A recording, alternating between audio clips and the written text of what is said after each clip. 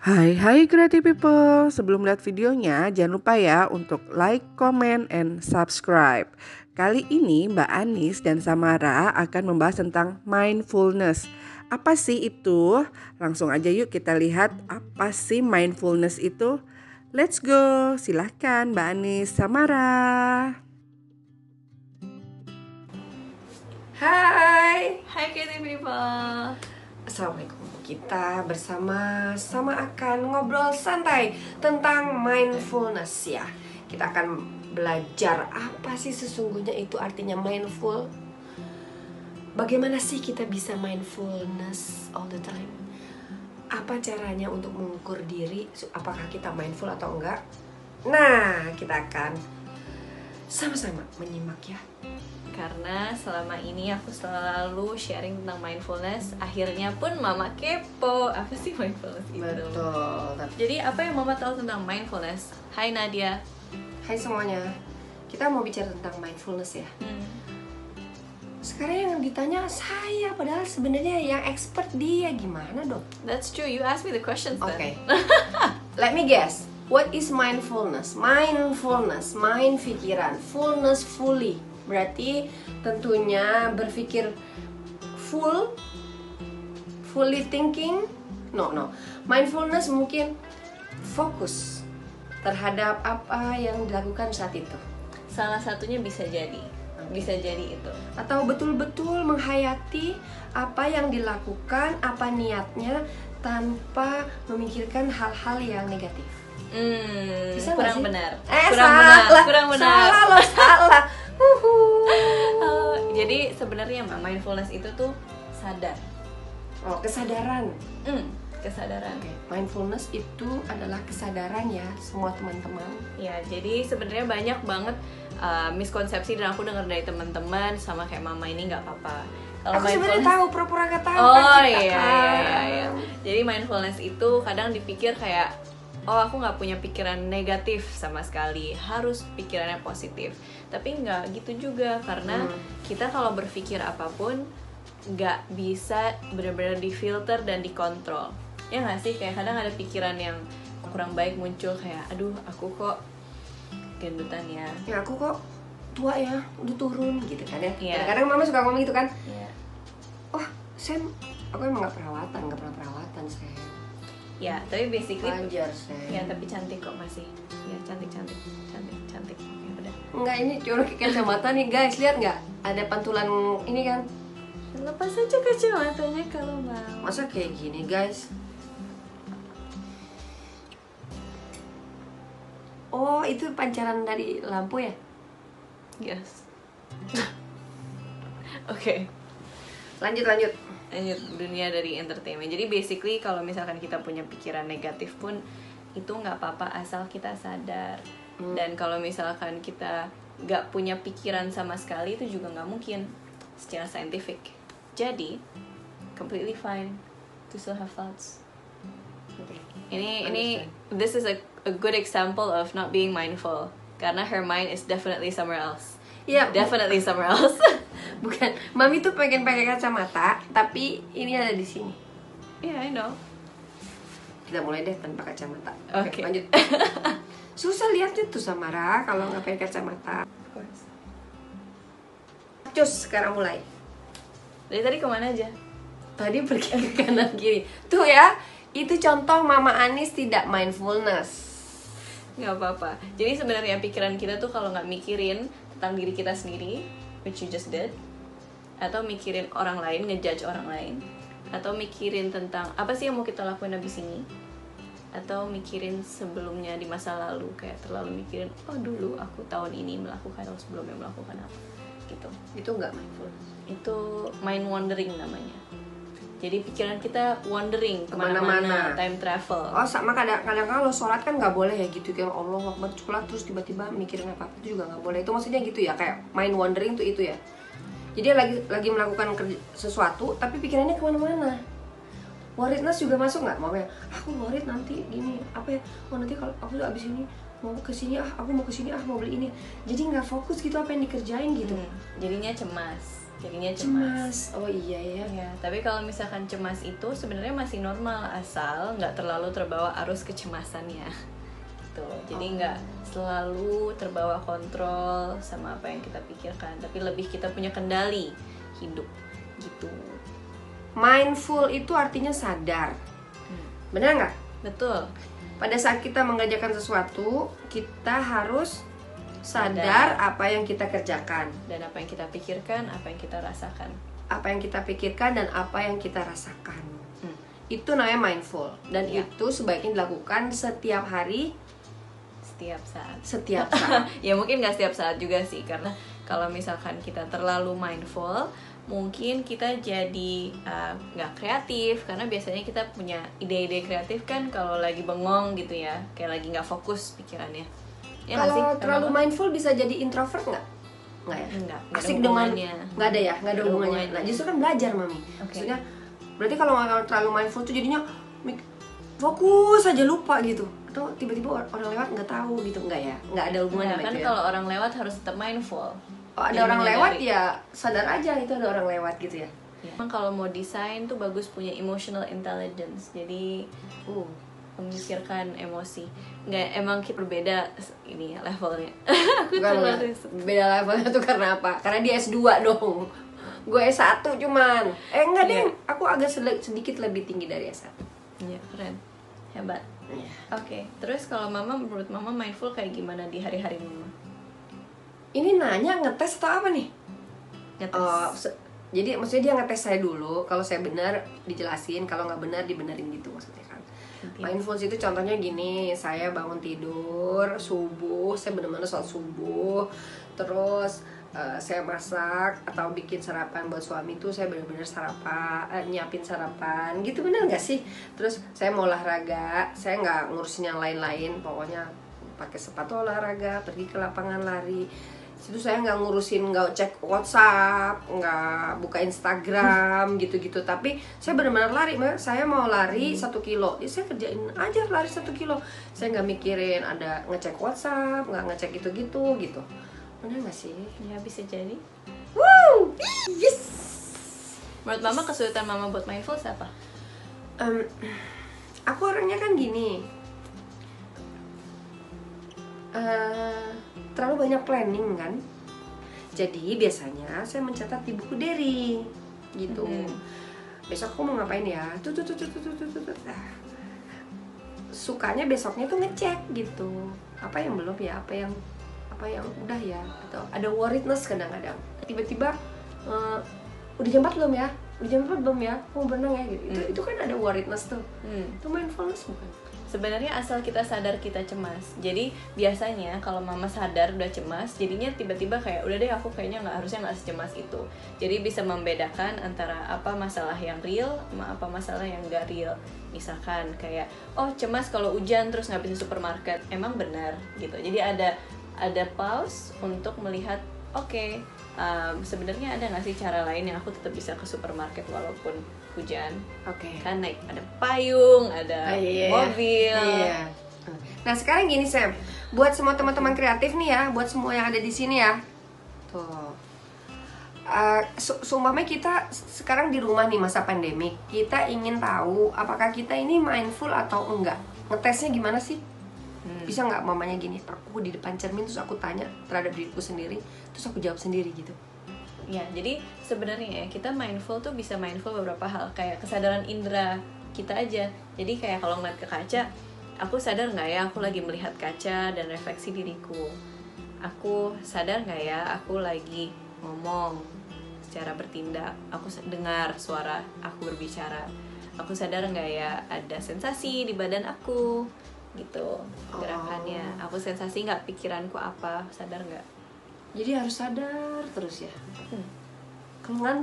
Kalau ngantuk Dibawa tidur. Gitu. Coba mungkin gini, ditanya kalau aku dulu sebelum mindful kayak gimana? Oke. Aku sebelum mindful. Samara tuh berubah banyak sih, banyak banget. Dulu tuh keras banget. Nih mulutnya sampai miring nih keras. Nggak apa-apa, belak-belakan aja. Nggak deh. Aku kan orangnya juga sama, tegas, cepat, keras juga, tapi keras dalam berpendirian sih, maksudnya bukan kerasnya keras jahat gitu, enggak sih. Kita sering clash. Sering banget. Sering banget clash. Tapi terus Terus besok-besoknya ada yang bilang gini, mama mau teh hangat. Nggak sih, sebenarnya kita clash karena Samara itu dulu masih mencari jati dirinya juga. Jadi dia ini banyak lebih self-center ya, sangat self-center dulu. Dan dia orangnya dulu itu sebelum dia jadi guru meditasi, belum banyak yoga, belum banyak mindfulness, belum belajar S2 master yang apa tuh, yang apa? apa? Ini dulu. Apa nama master? Namanya adalah neuroeconomy. Hebat. Ya. Neuroeconomy itu sangat berbeda dengan setelah dia sekolah neuroeconomy. Jauh. Wow. Dulu suka berantem kita. Iya, kita suka berantem. Karena apa? Karena beda umur. Iya. Beda cara pola pikir saya yang menurut saya Samara ini nggak baik gitu. Terus dia bilang why? Iya dong, kan kita harus terus bertanya why. Samara menurut mama gini, why shoot, marah. Terus dia juga kadang-kadang bukan kamu aja, mama juga banyak kekurangan. Cuman ya dulu sering banyak gapsnya dulu ini sama ini. Tapi selalu sih sehari 2 hari udah aman sih. Sayang, cuman ya namanya kan keluarga ya. Kalau Dia misalkan dulu memang nggak mindful orangnya. Iya. Banyak maunya, maksudnya gini, kamu tuh banyak maunya tapi maunya cepet didapat. Nah itu yang susah banget. Betul. Aku pokoknya mama, aku pengen pokoknya aku kerja di tempat yang paling bagus, yang gini. Aku nggak mau kerja di sini. Aku nggak mau sama orang-orang yang menurutku tuh bisa diskusi banyak. Aku ingin sama orang yang bisa diajak ngomong banyak hal gitu, yang nyambung. Aku ingin pacar ya? apapun lah, pokoknya itu zaman dulu. Iya. Dan kamu pengen dapat semua. Kalau nggak kamu dapetin, kamu suka gemes sama diri kamu sendiri. Terus kamu Correct. udah mulai bad mood dan sebagainya gitu. Berarti itu kan part of nggak terima apa yang kamu Betul, pengenin. nah itu nggak mindful, setuju. Itu a good case. Jadi kalau misalkan kita terlalu menginginkan hal yang kita pengenin banget, itu sebenarnya bikin suffering karena kita nggak sesuai dengan apa yang benar-benar terjadi. Benar. Ada hal yang sehat untuk menggapai apa yang kita inginkan untuk maju, tapi kalau terlebihan plus dengan emosi yang kurang bagus, jadinya kayak aku stres. Tapi gini loh, Ada pertanyaan? ya pertanyaan itu nanti akan kita jawab sebentar. Tapi ya, percaya nggak? There is no rainbow without a little rain. I think it needs a lot of rain. Iya, I mean nggak mungkin ada keindahan sebelum ada kesulitan, atau kesulitan itu pasti menjadi bagian part of keindahan. Soalnya kalau kamu nggak pernah jatuh, nggak sukses, atau nggak pernah gaps kayak kita, biasanya kita suka berantem dulu ya, kita nggak tahu indahnya kebersamaan kayak gini. Kita nggak bisa share kayak gini. Kan kita sekarang sudah saling memaafkan ya nggak? Iya dong. Insya Allah. Soalnya dia sekarang udah 25 tahun. Kalau dulu umur 21, 20 gue pusing kepala. Pusing. Manjanya iya. Banyak maunya iya. Gitu. Tapi tahu-tahu kerja sampai jam 12, jam 1 malam. Nggak pernah tidur, 3 jam Tidur lah pasti, masa nggak pernah tidur. 3 jam tidurnya sampai bengkak gini. Kita nggak, ini contoh soal, bukan ngomongin Semi ya. Nggak apa-apa kok. Dulu Semi belum sekolah neuroekonomik, dan sekarang Semi sudah selesai sekolah neuroekonomik, belajar banyak, kemudian belajar meditasi, belajar yoga yang 100 jam menjadi guru yoga. It's 200 jam, it's totally different. Differentnya yang mama sebagai ibu kandung, ibu mama sebagai mama, itu adalah Semi tuh lebih dewasa. Semi lebih penyayang. Semi lebih sensitif terhadap other people's shoes. Contoh Semi sekarang suka film Jepang yang disukain adiknya. Kalau dipikir-pikir kan umur segitu kan ya. Tapi dia suka banget. Temenin adek. Terus Terima kasih ya, mama juga jadi lebih sabar sejak mindful. harus mau nggak mau. Mau nggak mau. Jadi sebenarnya sih aku sering mendapat pertanyaan ini, kalau misalkan kita latihan mindfulness, sudah tahu manfaatnya, gimana sih caranya bikin orang lain juga lebih mindful. Nah, aku sih biasanya nggak pernah nyuruh mereka mindful sampai mereka sendiri yang mau latihan saat melihat perubahan kita. Ini Instagram Live ini bukan aku yang idein, tapi Mama. Tuh. Luar biasa banget gak Ya, sih? ya kan?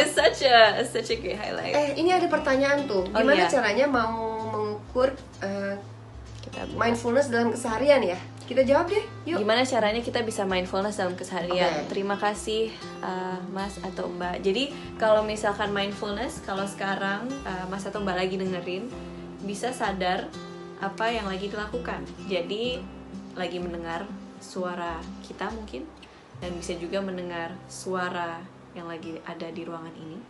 Itu termasuk mindfulness. Sadar terhadap apa yang didengar. Sadar sama lagi posisi badan kita, lagi duduk atau lagi tiduran. Kayak aku sadar aku sekarang di atas. Beberapa hari ke depan pilih satu hal yang udah dilakukan secara rutin dan dilakukan dengan sadar.